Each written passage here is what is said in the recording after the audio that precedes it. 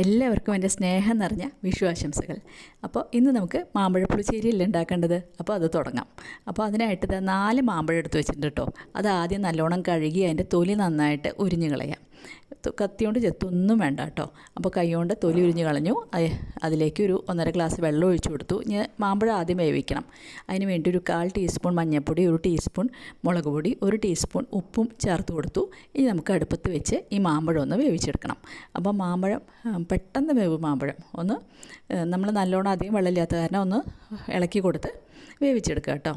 അപ്പോൾ മാമ്പഴം വേവിക്കാൻ വെച്ചു. ഇനി നമുക്ക് അരയ്ക്കാനുള്ളത് എന്താണെന്ന് നോക്കാം. ഒരു അരമുറി നാളികേരം ചിരകി വെച്ചിട്ടുണ്ട് ഇവിടെ.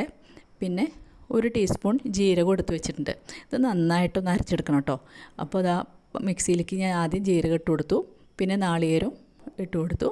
ഇനി ഞാനിത് നന്നായിട്ട് അരച്ചിട്ട് വരട്ടെ. അപ്പോൾ നല്ല പേസ്റ്റ് പോലെ അരക്കണം കേട്ടോ. ഇതാ ഒരു 1/2 കപ്പോളം തൈര് എടുത്ത് വെച്ചിട്ടുണ്ട്. നാളികേരം നന്നായിട്ട് അരച്ചു വന്നു. ഇനി നമുക്ക് നാളികേരം ചേർത്ത് കൊടുക്കാം.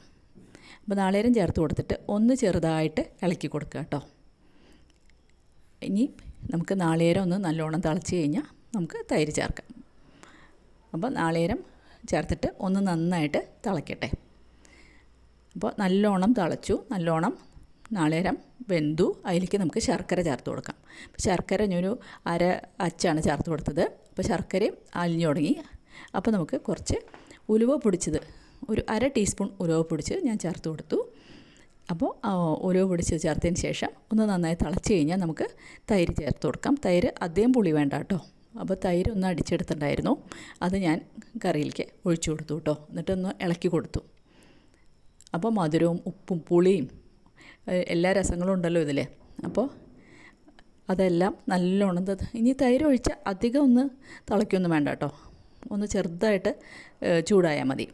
തൈര് ഒഴിച്ച് ചിലപ്പോൾ പിരിഞ്ഞു പോകും. അത് കാരണം ഒന്ന് നന്നായിട്ട് ചൂടാക്കിയെടുക്കാം.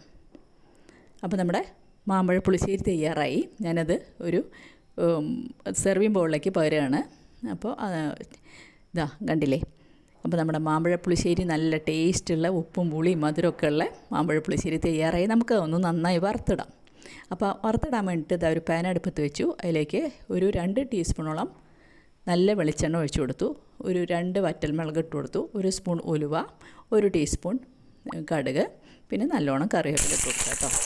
നന്നായിട്ട് കടുക് പൊട്ടിയതിന് ശേഷം നമുക്ക് കൂട്ടാനിലേക്ക് ഒഴിച്ചു കൊടുക്കാം. അപ്പോൾ നമ്മുടെ മാമ്പഴ പുളിശ്ശേരി റെഡി ആയിട്ടുണ്ട്. ഇന്ന് വിഷു അല്ലേ, എല്ലാവരും മാമ്പഴ പുളിശ്ശേരി ഉണ്ടാവുമല്ലേ. അപ്പോൾ എല്ലാവരും കാണുക. വീഡിയോ കണ്ടതിന് ഇഷ്ടമായെങ്കിൽ മാത്രം ലൈക്ക് ചെയ്യുക കേട്ടോ. പിന്നെ എല്ലാവരും അഭിപ്രായങ്ങൾ പറയുക. ഇനി ഒരു പുതിയ വീഡിയോ ആയിട്ട് നമുക്ക് അടുത്ത് തന്നെ കാണാം. Thank you.